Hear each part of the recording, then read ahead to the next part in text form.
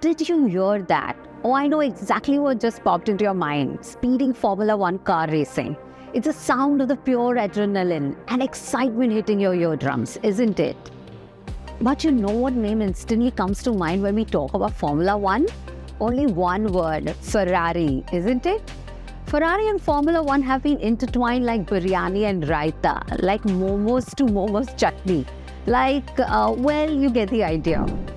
Welcome back to Kahaani Broadcast. I'm Notan and today we're diving into the fascinating history of Ferrari and Formula One. But before we begin that, make sure to subscribe to our channel and hit that like button. Chalo, go fast and like the video. For years, Ferrari was synonymous with being fast and first.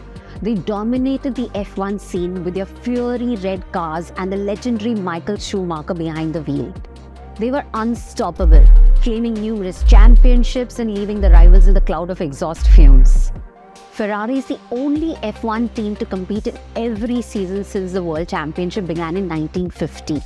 They won an impressive 16 constructors titles, 15 drivers championship and achieved 243 first place finishes.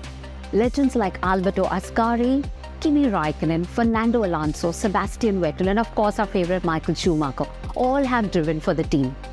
But what happened to Ferrari after reaching its peak? Well, other teams like Mercedes and Red Bull rose to the challenge, harnessing the power of innovation and pushing the boundaries of speed.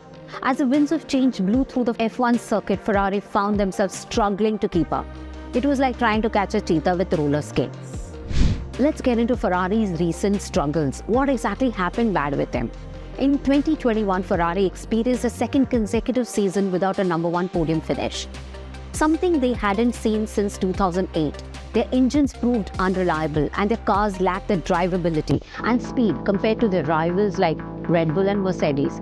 Blame it on technical issues or maybe some bad decisions. It's been a roller coaster ride for Ferrari. As Helmut Marko, an advisor to Red Bull team, put it out as, Ferrari has the most powerful engine, but what's the point of having a more powerful engine if it isn't reliable?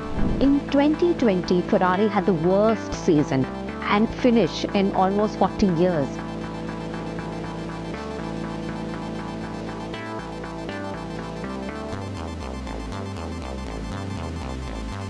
So now who reigns it like a star? Max Verstappen from Red Bull team owns the crown of Formula One car racing. Coming back to Ferrari, something has to change for them to save the seat. So pause, what's the championship doubles? In Formula car racing, there are two titles to win. One as a driver's win and the other is team constructor championship.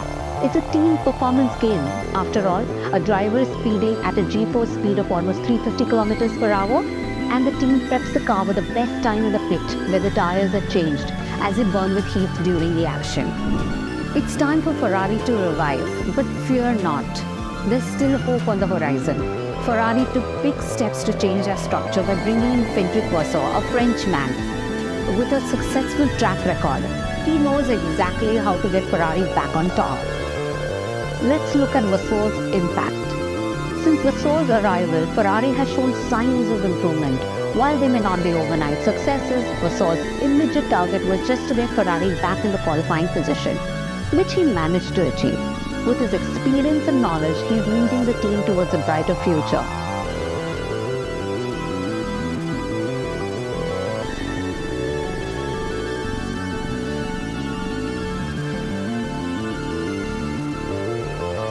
There are a lot of challenges ahead. F1 has implemented a budget cap, which means the team has to make changes to their car to perform consistently in races within that budget. They must clarify their plans for F1 2024 car to avoid creating a tire-eating monster like the previous model. So there's a lot of work for Ferrari. But Ferrari is determined to reclaim their former glory. They have to just embrace innovation, foster teamwork, and also upgrade some sense of humor, right? Like imagine having a conversation with the driver is going to ease him down and not stress him and bring more confidence. So laughter is going to be the best fuel to ignite the competitive fire. Only true Ferrari fans would be aware of this. Here are a few interesting facts about Ferrari.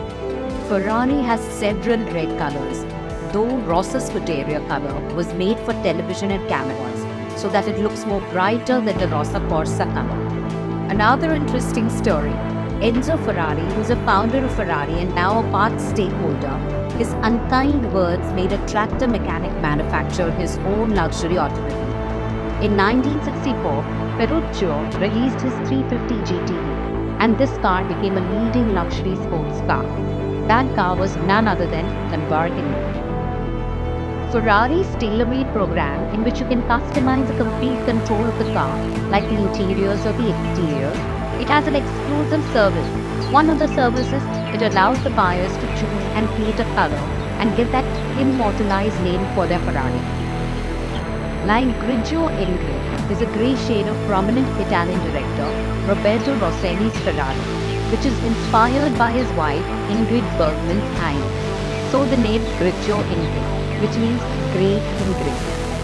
Ferrari's 250 GT brochure was auctioned for $1,552, setting a record for the world's most expensive brochure ever auctioned. Now that's quite interesting. So buckle up and get ready for the roar of engines, the smell of burning rubber, and the sight of Ferrari's scarlet arrow piercing through the finish line. It's going to be one wild ride. Until we see Ferrari at the podium with a champagne blast, let's keep our eyes on them in 2024. Bye for now. Subscribe to Kahaani Broadcast channel. Your small action is very helpful to us. Like the video and go and comment on the video. If you have any other suggestion for a video, please let us know also. Bye.